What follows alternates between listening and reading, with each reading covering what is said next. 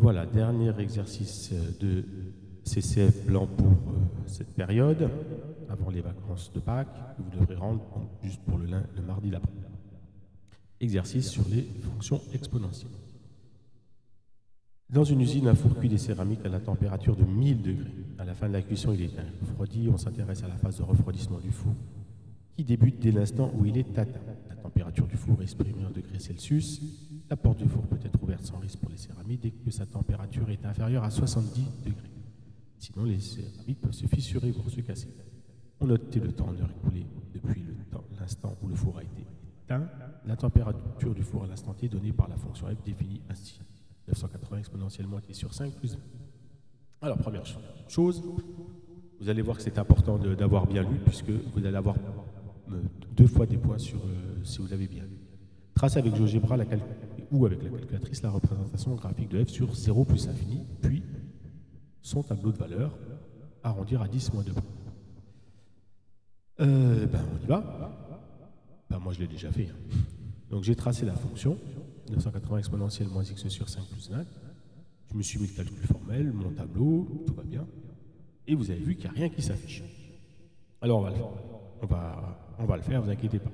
On va d'abord faire le tableau de valeur. Donc, on commence à 0. Alors, moi, je vais aller de 1 en 1, parce qu'on aura peut-être besoin de...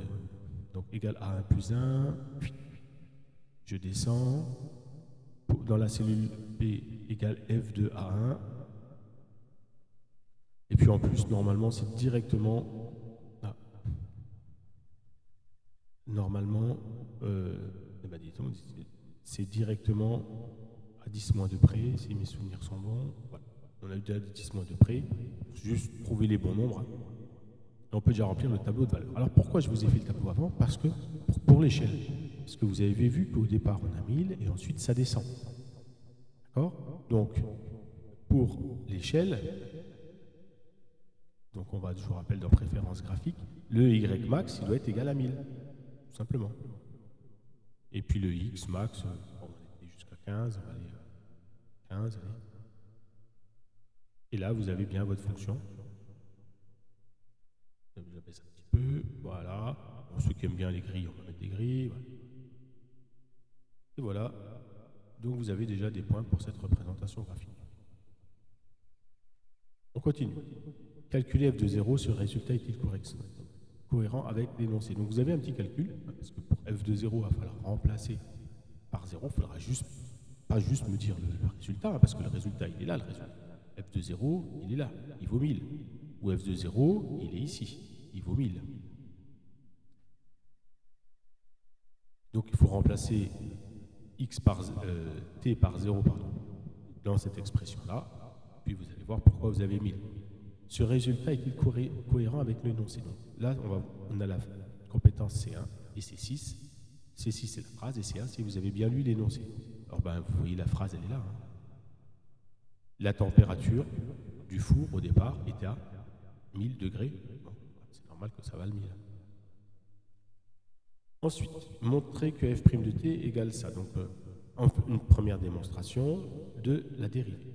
Alors, la dérivée, si vous calculez f' de t, oui, c'est bien. Donc là, on met un x pour GeoGebra. Vous voyez, ça me donne comme la démonstration, ça me donne rien de plus que ce que donne l'énoncé, quoi. Donc, du coup, comme dans l'exercice d'hier, on écrit dérivée juste de l'exponentielle. Parce que vous savez que la dérivée d'un c'est 0, j'espère. Exponentielle moins x sur 5. Et là, qu'est-ce qu'il me donne? En fait, il me donne la dérivée juste de ça. Et vous avez vu, il y a un moins 5e qui arrive. La dérivée d'exponentielle u, c'est u'. Exponentielle u. Donc, il y a un moins 1/5 qui arrive. Donc, maintenant, je pense que vous avez compris d'où vient ce moins 196. Et donc, il faut le calcul. D'où vient ce moins 196. Mais là, GeoGebra, vous a tout donné. Et puis, vous savez que la dérivée de KU, c'est K fois U'. Tout va bien. Après cette démonstration, en déduire la monotonie. Alors, comme hier, vous pouvez demander à GeoGebra d'avoir le signe de la dérivée, pour ceux qui ne sont pas... ou résoudre plutôt. Non, mais pas signe, mais résoudre. On résout quand est-ce que f' de x est exemple positif. On aurait pu mettre négatif, évidemment. Et là, il me dit, il n'y en a jamais. Bah oui, parce qu'il est toujours négatif. Hein. Pourquoi il est négatif? Bah parce que la courbe, elle est bien décroissante. Alors pourquoi il est négatif? Il faut dire pourquoi il est négatif, pardon. Donc ça, on le voit graphiquement que la courbe est décroissante, mais pourquoi c'est bien négatif? Bah regardez sa tête, hein, f' de x. Hein. Oui, il y a un moins 196 devant, puis une exponentielle, et là, il faut connaître son cours, qu'une exponentielle, c'est toujours positif. Donc ensuite, on remplit le tableau de variation. Une limite. Je vous rappelais comment on fait les limites. Limite en plus l'infini. Donc limite, on écrit limite, hein, toujours dans le calcul formel. Expression, donc f de x. Valeur ou infini, on va mettre infini, hein, puisque c'est ce qu'il nous demande. Hop. Et là, j'ai 20. Maintenant, il faut dire pourquoi ça fait 20, évidemment. Ben, on se doute qu'ici, il y a déjà le 20, donc ça veut dire que la limite de ça, là, ça va être quoi? Et oui, ça va être 0.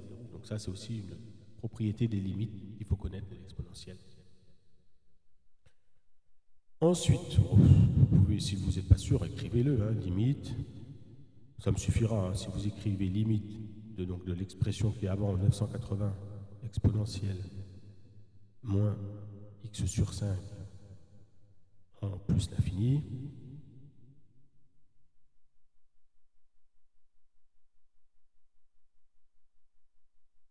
Donc vous allez voir que ça va faire 0.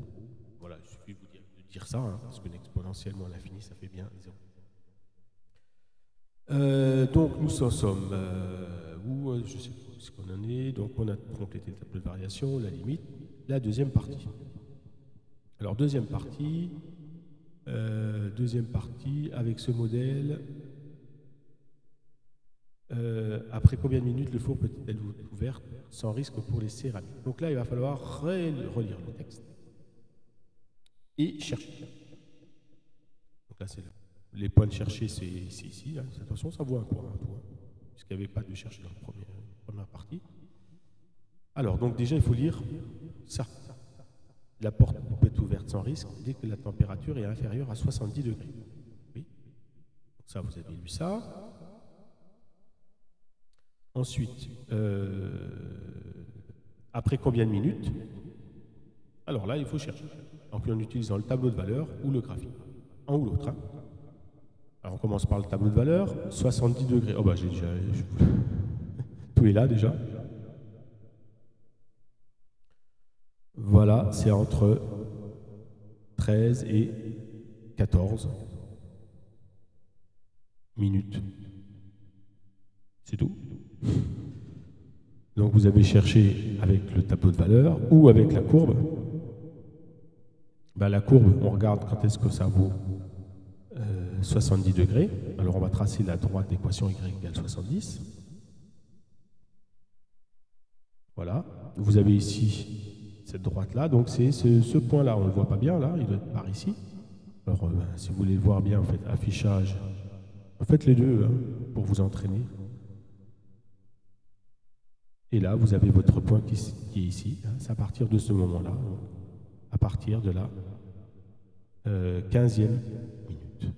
Vous avez ici aussi une valeur approchée, 14,88. Voilà, donc vous avez cherché et vous avez lu que c'était... et vous n'avez plus qu'à faire une phrase. On donnera une valeur approchée en utilisant le tableau de valeur ou le graphique. Alors, c'est pas C5, c'est C6 la phrase. Dernière question, la température moyenne, donc par une intégrale. À l'aide de la représentation graphique de GeoGebra, donner une estimation de la température moyenne du four sur les 15 premières heures de refroidissement. Donc on va calculer cette intégrale entre T1 et T2, donc sur les 15 premières heures, donc c'est entre 0 et 15. Et donc, entre 0 et 15, donc ici on va saisir intégrale, fonction f de x, entre 0 et 15. Donc ça donne cet R qui est là. Et vous avez ce nombre-là qui donne l'intégrale. Attention, on vous demande la valeur moyenne, donc il faut multiplier par 1 sur T2 moins 1 T1. 15 moins 0, ça fait 15. Donc on multiplie par 1 sur 15. Ou alors on divise par 1 sur 15, hein, par 15 tout simplement. Et donc ça me donne cette valeur. Voilà, c'est tout. Hein. Il n'y a plus qu'après à rédiger une fois que vous avez fait ça avec GeoGebra. Une estimation de la température moyenne, voilà. Retrouver ce résultat par le calcul, là c'est ça qui est un peu plus difficile. Alors, là, par le calcul, donc je vous rappelle qu'il faut trouver une primitive. Donc si je demande primitive, il faut écrire pas primitive, mais